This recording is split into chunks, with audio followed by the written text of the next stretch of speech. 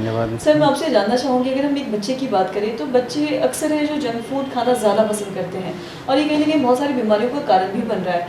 अगर डाइट की बात करें तो एक बच्चे का सही डाइट क्या होना चाहिए? बिल्कुल, ये बहुत ही अच्छा क्वेश्चन पूछा आपने। मुस्कान, आप जैसे कि जानते हैं कि एक हेल्दी लाइफ़स्टाइल और आज का जो भाग-दौड़ है, ठीक है? इसमें लाइफ़ एक्सपेक्टेंसी लोगों का, ठीक है, मेडिकल हेल्थ फैसिलिटी के अनुसार बढ़ गया है, लेकिन कई सारी बीमारियों का कारण बन गया है। तो जैसे हम बोलते हैं ना कि एक फिज़िकल एक्टिविटी, उसके साथ-साथ बैलेंस डाइट का मतलब होता है timing and type of food. तो टाइप ऑफ टाइमिंग, एक तो आपका फ़िक्स टाइम होना चाहिए खाने का, जैसे तो उससे आपका जो कई सारी बीमारी है, गैस का, मोटापा, ये सारे टाइम के कारण ज़्यादा है। और दूसरा टाइप ऑफ फूड के कारण।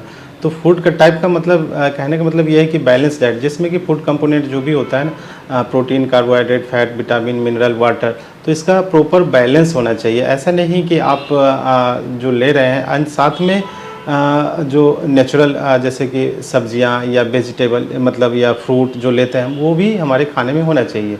तो इसको हम बैलेंस डाइट बोलते हैं। उसी तरीके बच्चों में भी खास करके ऐसे बच्चे जो जैसे बच्चे खाना शुरू करते हैं, मतलब घर का बना हुआ माँ के दूध से उतरता है, तो उसको भी बैलेंस डाइट मिलना चाहिए। बैलेंस डाइट में जो होम बेस्ड, उस पे ज़्यादा फोकस होना चाहिए।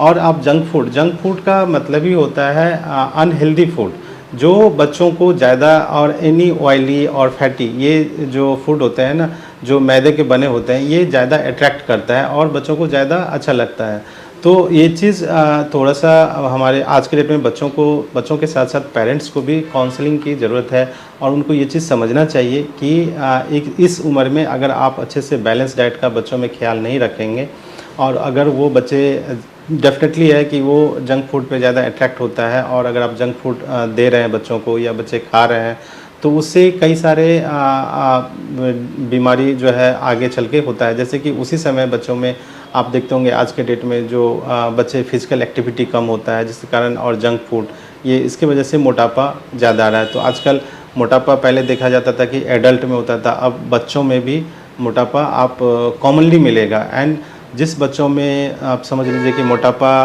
बचपन में ही आ गया, आगे चल के उनमें डायबिटीज़ का, हाइपरटेंशन का और अगर रिस्क जो है बढ़ जाता है। और जब एडल्ट में डायबिटीज़ और हाइपरटेंशन का रिस्क बढ़ेगा, तो उसके साथ साथ और भी कई सारी बीमारियों का वो ये बन जाता है, रिस्क फैक्टर बन जाता है, जैसे हार्ट डिजीज़ का।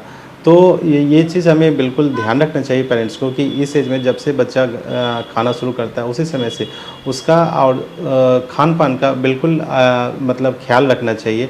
और जंक फूड क्या है और हेल्दी फूड क्या है, ये बच्चों को ज़रूर बताना चाहिए, उसका साइड इफ़ेक्ट बताना चाहिए। और खाने में बिल्कुल घर का बना हुआ आप कभी कताल खा लिए, ठीक है, लेकिन एक फ्रूट एंड जो बैलेंस डाइट है घर का बना हुआ, वो बिल्कुल उस पे बच्चों को ज़्यादा अट्रैक्ट करना चाहिए। उसी डायरेक्शन में पेरेंट्स को समझाना चाहिए बच्चों को, और वैसा माहौल देना चाहिए जिससे कि बच्चे घर का बना हुआ चीज़ खाए, वो हेल्दी हो, फ्रूट खाए, सब्जियां खाए।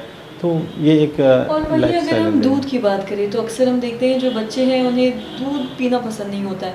वहीं दूसरी तरफ उन्हें डॉक्टर्स ये भी बोलते हैं कि आप दूध पीजिए। मैं आपसे जानना चाहूँगी, दूध पीने का क्या कुछ फ़ायदे हैं? डेफिनेटली देखिए, बच्चे जिस समय अगर सपोज आप बच्चे इस एज में जब स्कूल गोइंग एज में रहते हैं, ठीक है, तो अर्ली मॉर्निंग अगर सपोज कुछ नहीं खा रहा है, तो दूध में भी कैलोरी होता है। एंड डेफिनेटली दूध से हमें मिनरल और विटामिन मिलता है, तो दूध पीना चाहिए, ऐसा ये नहीं है कि रिकमेंडेड नहीं है।